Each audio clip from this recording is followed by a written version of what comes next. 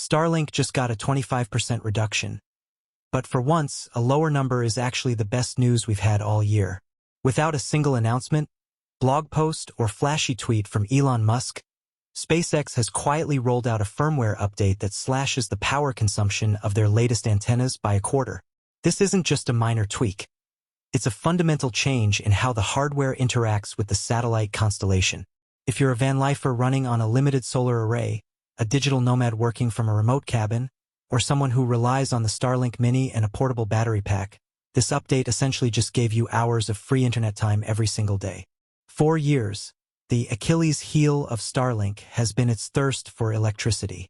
While a standard cable modem might pull 10 watts, a Starlink dish has historically been a massive drain, often requiring 50 to 100 watts just to stay alive. This has forced off-grid users to overspec their solar panels and carry heavy, expensive power stations just to keep a Zoom call from dying at midnight. But as of late January 2026, that burden has been lifted. While everyone was looking for speed upgrades, SpaceX was working on efficiency.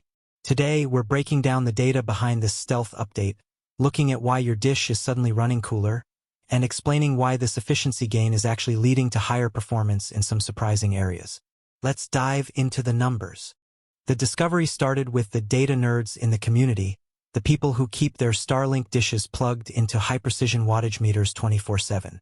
Around January 21, 2026, following the rollout of firmware version January 21, 2026, users on Reddit and the Starlink forums began reporting a bizarre drop in power draw. This wasn't a fluke. It was consistent across two specific hardware models, the Starlink Mini and the Gen 3 standard dish.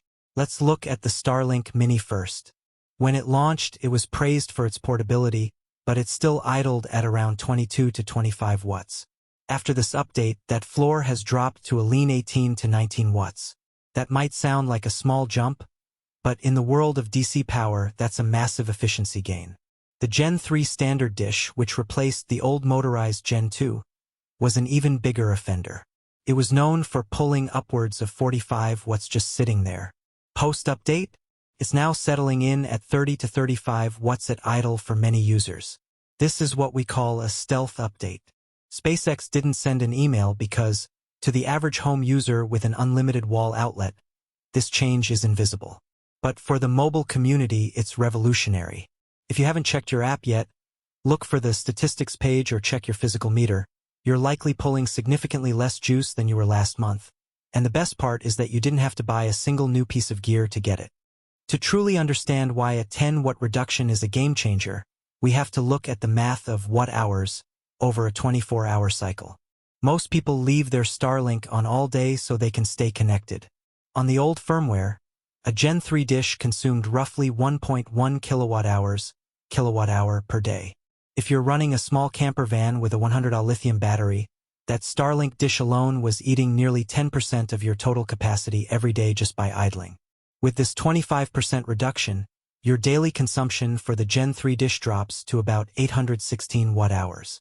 That saved 264 Wh is enough to charge a standard smartphone 20 times, or run a high-efficiency 12V fridge for an extra 6 hours. For the Starlink Mini, the savings are even more dramatic for hikers. If you're using a compact 250 Wh power station, your runtime just jumped from about 8 hours to nearly 12. That is the difference between your internet cutting out during a late afternoon meeting and making it all the way to sunset. This update effectively increases the size of every battery you own. It makes smaller, cheaper power stations viable for Starlink use, which lowers the barrier to entry for remote work. We've gone from needing a solar generator, the size of a cooler, to being able to run a professional-grade satellite link off something that fits in a side pocket. So, how do you reduce power by 25% without changing the physical antenna? The answer lies in the software-defined nature of Starlink hardware and some massive changes to the constellation itself. There are two main things SpaceX optimized here. First is the orbital shell lowering. As of early 2026, SpaceX successfully moved over 4,000 satellites from 550 kilometers down to about 480 kilometers. In the world of radio, distance is the enemy of efficiency.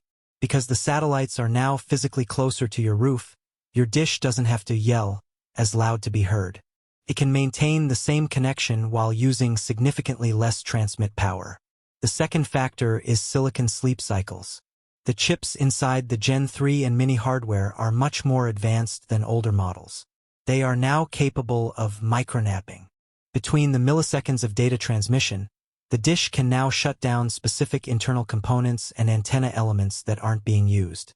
It's like a modern car engine that deactivates cylinders when you're just coasting on the highway.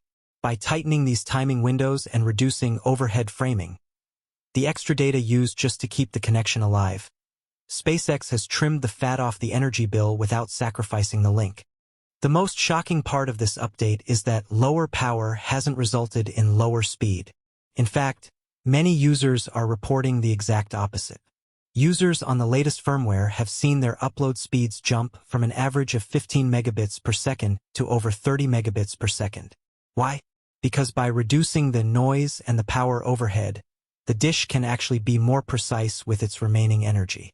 However, there is a catch. If you are still using the Gen 1, round, or Gen 2 motorized dish, you're likely not seeing these gains. Those older antennas use a different chipset architecture that isn't as capable of these advanced power-saving maneuvers. This update draws a clear line in the sand. The future of Starlink is software-optimized, static hardware. If you've been on the fence about upgrading from an old motorized Gen 2 to the new Gen 3 or the Mini, the electricity savings alone might now justify the cost. You're getting better speeds, more reliability, and a significantly lower impact on your power grid. Check your app for version January 21st, 2026 and see if you've already been upgraded.